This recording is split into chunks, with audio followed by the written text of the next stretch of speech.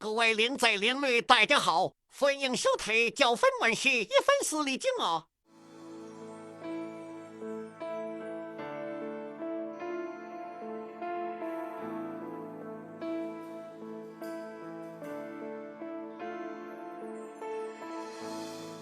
人抱着一張被，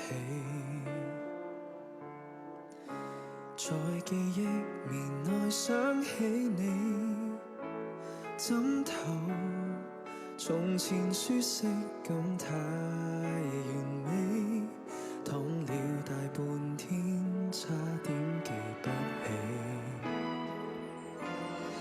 重遊你午睡過的曲線，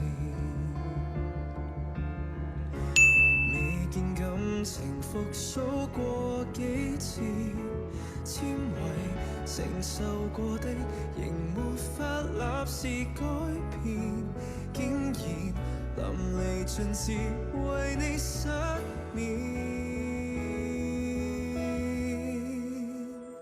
下定決心回復單身都不覺荒涼，熟睡那刻還未失憶，我亦能靜養。從此你我多累，床頭都不想退。假如無伴侶是某種乾脆，下定決心寧願輾轉反側百幾場，靜望那刻無謂騷擾你近來動向，鈴聲切記關掉，明天見尷尬都不要，讓我貌似精神，裝作睡滿分，願你歡笑。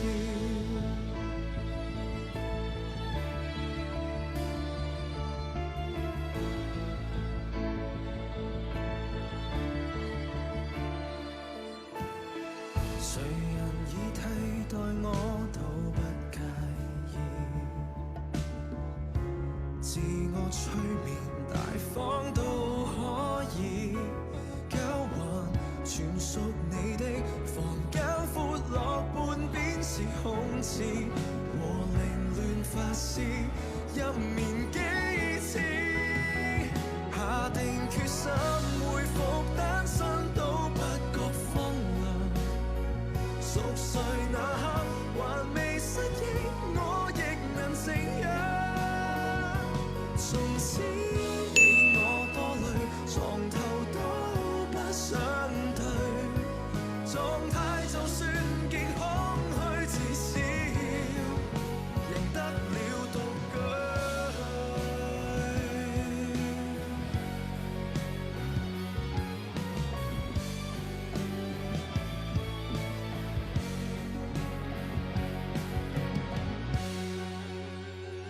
陷入太深，何用翻身更改這收場？尚未夠狠，門外喜帖你共誰遞上？如果勉強倒敘，從來都非一對，可能如密友便更加登對。天花塌下，還在祝福他跟你數羊，胸襟夠吧？憑什麼灑脱，自彈自唱？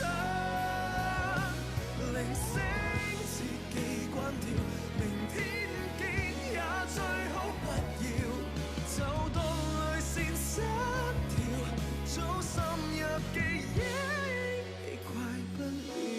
下定決心回復單身都不覺荒涼，熟睡那刻還未失憶，我亦能靜養。從此你我多累，床頭都不想退。假如無伴侶是某種乾脆，下定決心寧願輾轉反側百幾場，靜望那刻無謂騷擾你近來動向。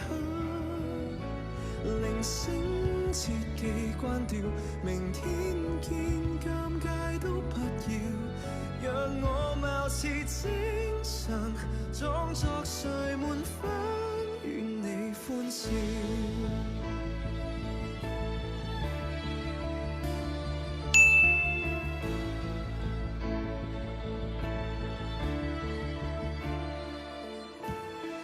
誰人已替代我都不介意，